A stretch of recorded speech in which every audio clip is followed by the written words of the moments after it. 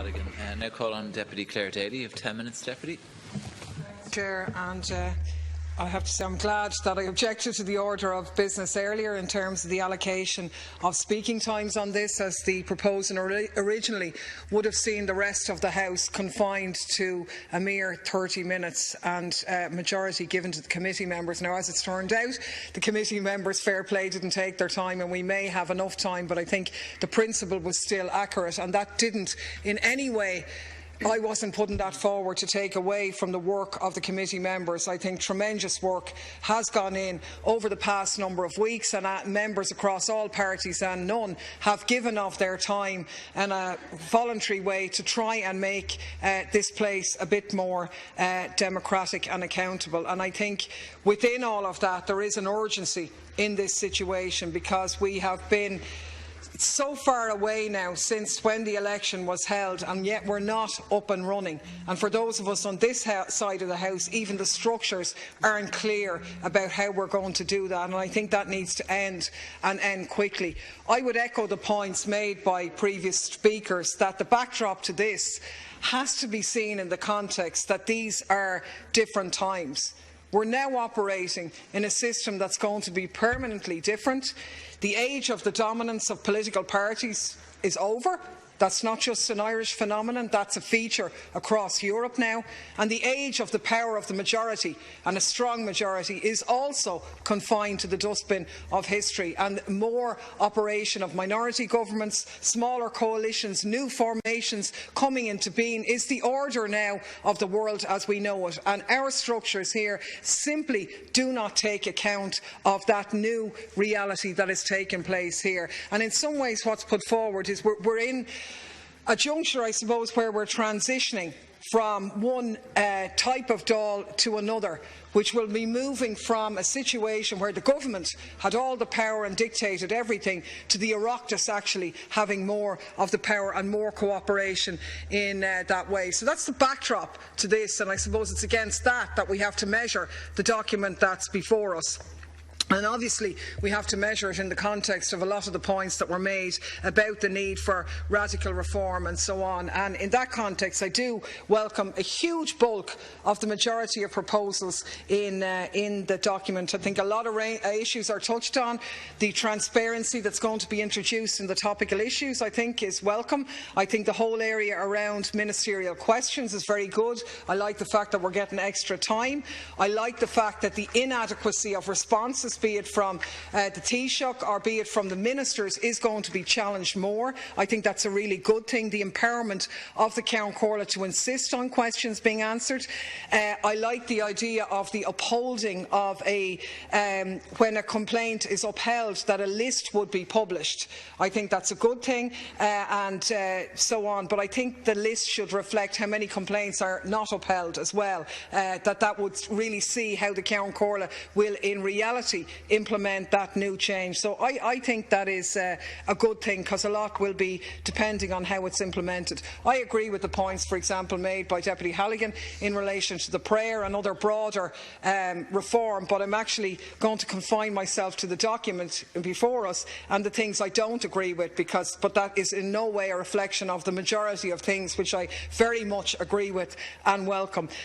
And I think the biggest problem with the document is this halfway house measure that's gone from the old system to the new without fully taking it into account. And to me, it's not workable, it's not fair, and it's not transparent, because by agreeing that we will have a new type of technical group, that there can be more than one, and that different arrangements and coming together of smaller groupings or formations in the new fluid type of politics is better.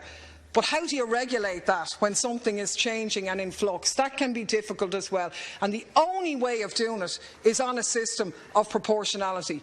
The bigger you are, there has to be an incentive, if you like, for people to group together, which gives a certain order in the proceedings. But what we have here, I have to say, is a halfway house. And I am particularly shocked at the sample that was issued to the Reform Group yesterday of the way in which leaders' questions and priority questions might work in this new Reform Dáil, where we had a sample where Fianna Fáil were getting 2 leaders' questions every day, and those of us on this side of the House in a maybe big group were getting 1 every week or maybe 1 every 2 weeks, which is utterly ludicrous. And, you know, informally people would be saying, oh, that's not going to happen. Well, that was the sample that was produced to the committee yesterday based on the subcommittee's report. We have to have clarity on that, because even in the 30th Dáil, when Fine Gael and Labour were in opposition, and Fine Gael were much bigger than Labour, Fine Gael didn't get 2 leaders' questions and Labour only get 1, and it would be utterly ludicrous to have that.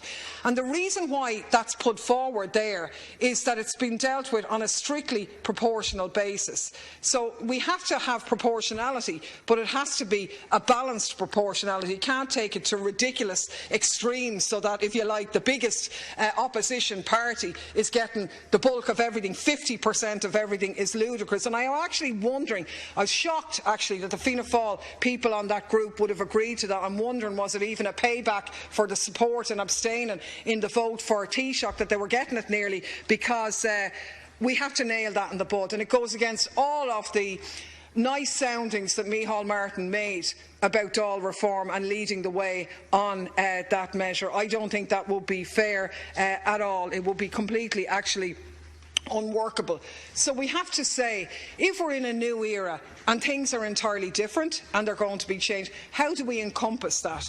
And the only way of doing it is to take the groups as they stand and to deal with them on a proportionate basis. By introducing a discrimination into the system of parties taking precedence, you undermine all of that. It makes a mockery of it. It's saying that we are in a new system, but you know what? We're not really. Because what that would mean is that you could have people getting elected as a political party, be a group of 5, and in all instances, they would take priority over a grouping that maybe came together of parties that might have more than 5, or parties and independents who came together broadly and be in a group of 20. And you could have 3 or 4 groups of 5 coming ahead of them in the order in which questions are taken, priority questions allocated, leaders' questions. That's a nonsense, and I don't think anybody could stand over that situation. And I fully support the right of small political parties to regroup, to come in under the banner of a new technical arrangement and give themselves the extra, if you like, jumping up in the pecking order based on that. But there has to be some consistency on it.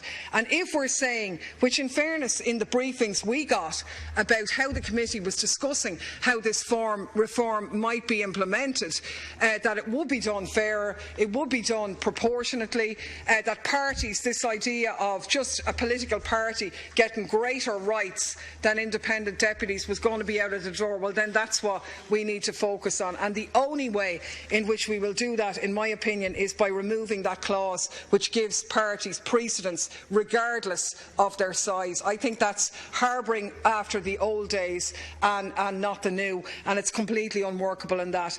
I know that from the briefings we've heard, well sure, look, we don't know how many technical groups there's going to be, and we won't really know until people align how many. Well, that's not good enough either, because we don't know how we're to align. We don't know, are we buying a pig in a poke? What are we buying here? If there's 20 of us, where does that put us in terms of, are we proportionate? Are we not proportionate? What are we buying into? Because I believe behind, or not, I don't mean behind the scenes, in the committee discussions, there was a lot of talk about a system which would work like between 5 and 9, you were treated in a certain way, between 10 and 19, between 20 and 29, you were treated in a certain way. And that's reasonable. And it's fair, and it gives us an indication of numbers. OK, if we regroup in this way, there might be a certain order here.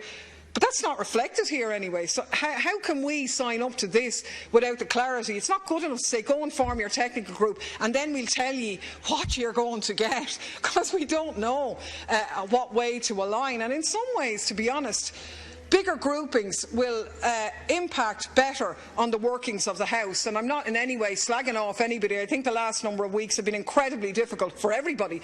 But today's discussion is a real example of that. I mean, it's borderline chaotic in terms of the changes and the coming about, because we don't have the type of systems that we had before, or regularity, because we don't know the structures. So I think that absolutely has to be looked at. I want that section of the report to go. We'll be moving certainly amendments on that here on Tuesday if the committee don't agree with it. But that said, I thank the committee sincerely for their work that was put in. I know there was a lot of hours, there was a lot of really good cooperation, and there is a lot of really good stuff in this, but it's going to be meaningless unless we get that other bit added in as well. Thank you.